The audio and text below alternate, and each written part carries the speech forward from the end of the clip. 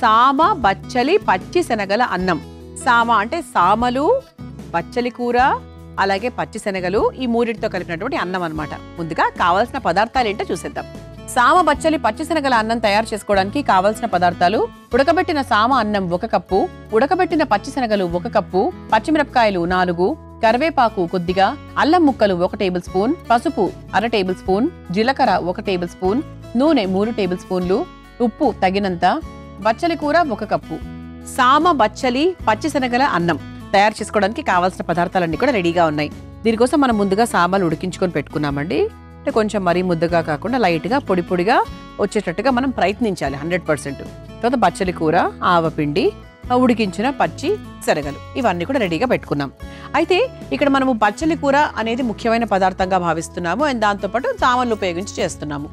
బచ్చలి కూర అనగానే గుండె ఆరోగ్యానికి అద్భుతంగా పనిచేస్తుంది అనమాట.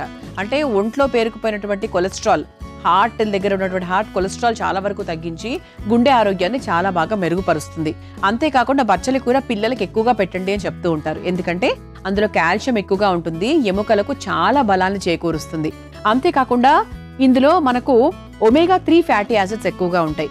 సో ఒమేగా-3 సప్లిమెంట్స్ వేసుకునే వాళ్ళు సప్లిమెంట్స్ వేసుకుంటూ కూడా ఆ మోతాదును తగ్గించి బచ్చలి కూర మోతాదును పెంచితే దీని ద్వారా మనకు ఒమేగా-3 ఫ్యాటీ యాసిడ్స్ అనేవి మన శరీరానికి అందుతాయి. అంతేకాకుండా ఇందులో సెలీనియం కూడా ఎక్కువగా ఉంటుంది తెలుసా. అంతేకాకుండా మనకు ఈ పచ్చిశనగలు కూడా వాడుతున్నాం కదా, దీంట్లో కూడా మనకు హై ప్రోటీన్ ఉంటుంది, విటమిన్స్, యాంటీ ఆక్సిడెంట్స్ ఇవన్నీ కూడా ఎక్కువగా ఉంటాయి. కొంతమందికి ఫీవర్, కోల్డ్ వచ్చినప్పుడు ఎక్కువ తినమని చెప్తూ ఉంటారు పచ్చిశనగలు. అలా మనం పచ్చిశనగలు వాడుతున్నాం. అలాగే సామల గురించి చెప్పాలి అంటే సామలు ముఖ్యంగా ఆడవాళ్లకు పీసీఓడి ప్రాబ్లం తగ్గించడానికి చాలా బాగా హెల్ప్ చేస్తాయి. అంతేకాకుండా ఓవరాల్గా ఇమ్యూనిటీని డెవలప్ చేయడానికి, బరువు తగ్గడానికి, అంటే అన్నిటికీ అనమాట. షుగర్ ఉన్న వాళ్ళు కూడా హ్యాపీగా తినచ్చు అలా. సో ఇలా మనము సామలు, బచ్చలి కూర, అలాగే పచ్చిశనగలు వీటన్నిటిని ఉపయోగించి మనం చక్కగా ఈ అన్నం తయారు చేసుకోబోతున్నాం. ఇది మనకు బాక్సుల్లోకి వాటిలో కూడా చాలా బాగుంటుంది. మరి ముందుగా స్టవ్ వెలిగించేసుకుందామా. సో ప్రాసెస్ అయితే చాలా ఈజీ అండి. సాధారణంగా మనం చేసుకునేటువంటి ఒక అన్నం ప్రాసెస్లోనే చేసుకోవచ్చు. కానీ బచ్చలి కూర ఏంటంటే మనకు ప్రాపర్గా వేగాలన్నమాట. అట్లా ఎక్కడా కూడా అది పచ్చివాసన రాకుండా చక్కగా ప్రాపర్గా వేగాలి, లేకపోతే కొంచెం అటు ఇటుగా ఉంటుంది రుచి. అందుకు ముందుగా కాస్త నూనె,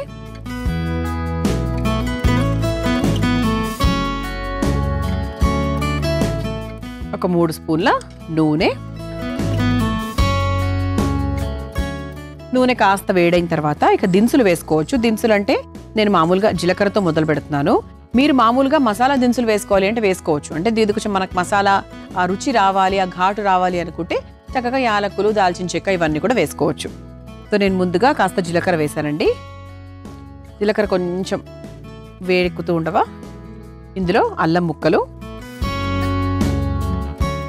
ఇది కాస్త వేపుకోవాలి.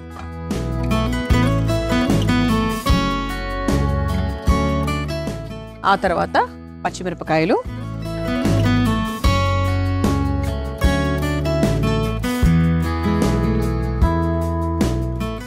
ఆ తర్వాత కరివేపాకు,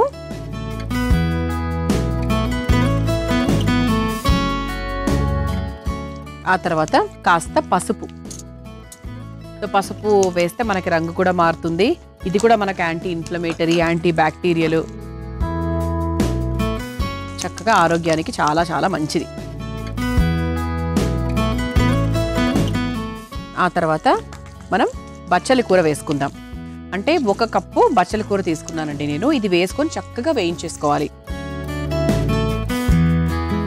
శుభ్రంగా కడిగేసి చక్కగా వేయించేసుకుందాం. మీ ఇంట్లో పాలకూర మాత్రమే ఉందనుకోండి, పాలకూరతో కూడా చేసుకోవచ్చు.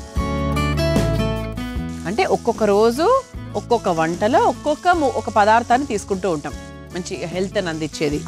అలా ఈరోజు నేను బచ్చలి కూర తీసుకున్నాను. కానీ ఒకవేళ మీ ఇంట్లో బచ్చలి కూర బదులుగా ఏదైనా పాలకూర ఉంది, అదే వేయాలనుకుంటున్నారు, వేరే ఆప్షన్ లేదు అనుకుంటే మీరు అలా కూడా ట్రై చేసుకోవచ్చు.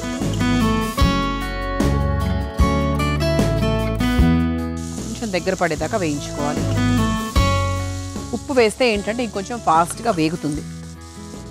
ఇందులో కాస్త ఉప్పు వేసేసుకుందాం.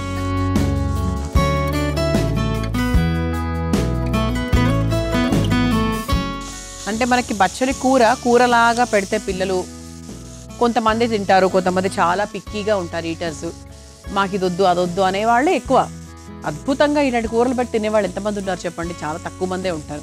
పిల్లలంటే ఒక వయసు వచ్చేవారు, అంటే కొందరు ఏంటంటే కొంచెం పెద్ద వయసు వచ్చిన తర్వాత కూడా అఫ్కోర్స్ పెద్దవాళ్ళల్లోనే చాలా మంది ఇది మాకు వద్దు, అది మాకు ఇష్టం లేదు, ఇవన్నీ చెప్తూ ఉంటారు. ఇక పిల్లలు ఎందుకు అనాలి చెప్పండి కదా? అంటే ఆరోగ్యం ఎక్కడ ఉంటే అక్కడ మనకి నో అనే ఒక ఆన్సర్ రాకూడదు అనేది నా ఉద్దేశం. ఇప్పుడు కాకరకాయ చేదుగా ఉంటుంది, పెద్ద రుచికరంగా కొంతమందికి అనిపించకపోవచ్చు, కానీ ఆరోగ్యానికి ఎంత మంచిది అలా అనమాట. మెంతి కూర తీసుకుంటే కాస్త చేదు ఉంటుంది, బట్ ఆరోగ్యానికి ఎంత మంచిది. అలాగే ఏంటంటే మనకు ఆరోగ్యం ఎక్కడైతే ఉందో అక్కడ మనము రిజెక్షన్ అనేది రాకూడదు అనమాట. ఇదే అలవాటు మనము డెఫినెట్గా పిల్లలకు కూడా అలవాటు చేస్తే మంచిది.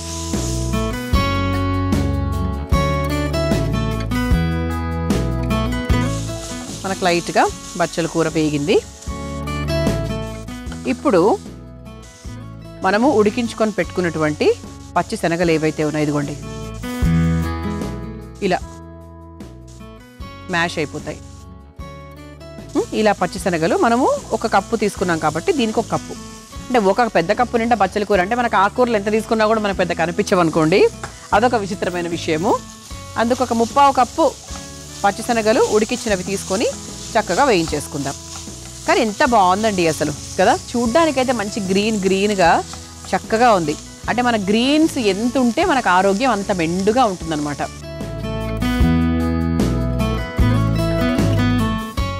ఇది కాస్త వేయించుకున్న తర్వాత మనము ముందుగా ఉడికించుకొని పెట్టుకున్నటువంటి సామలు ఇదిగోండి ఇలా, అంటే ఈ విధంగా నేను చాలా కష్టపడి సాధ్యమైనంత వరకు పొడి పొడిగా ఉడికించుకున్నాను. ఇలా చక్కగా సామలు కూడా వేసేసుకోవాలి. దానికి తగ్గట్టుగా చూసుకొని క్వాంటిటీ వేసుకోండి. 1 కప్ప, అర్ధ కప్ప అనేది ఇక మీ ఇష్టం. కొంతమందికి ఏంటి అంటే ఈ ఆకుకూరలు కూర శాతం ఎక్కువగా ఉండాలని కోరుకుంటారు. వాళ్ళు తీసుకునే ఫుడ్ అంటే రైసో లేకపోతే సామలో ఏదో వాటెవర్ అవి కొంచెం తక్కువగా తీసుకుంటారు, అది ఇక మీ ఇష్టం.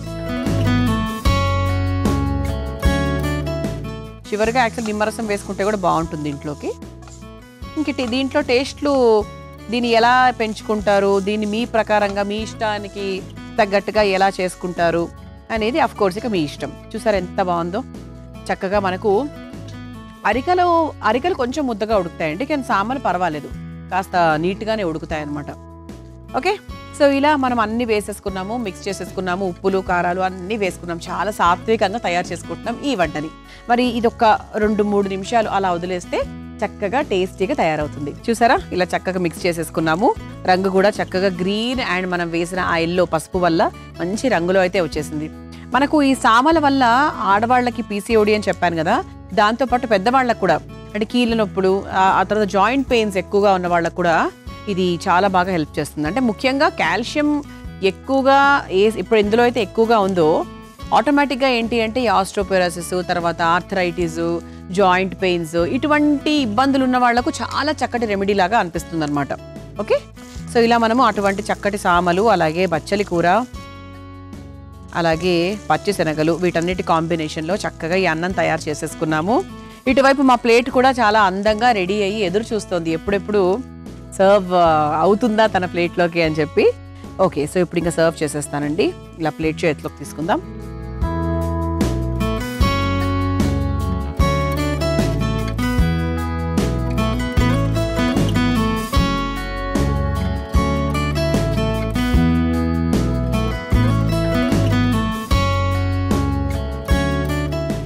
చెప్పాను కదా, ఇక్కడ మనకి ఏంటి అంటే కాస్త నిమ్మరసం అలా పైన నుంచి వేసుకొని తింటే కూడా చాలా చాలా బాగుంటుంది అనమాట.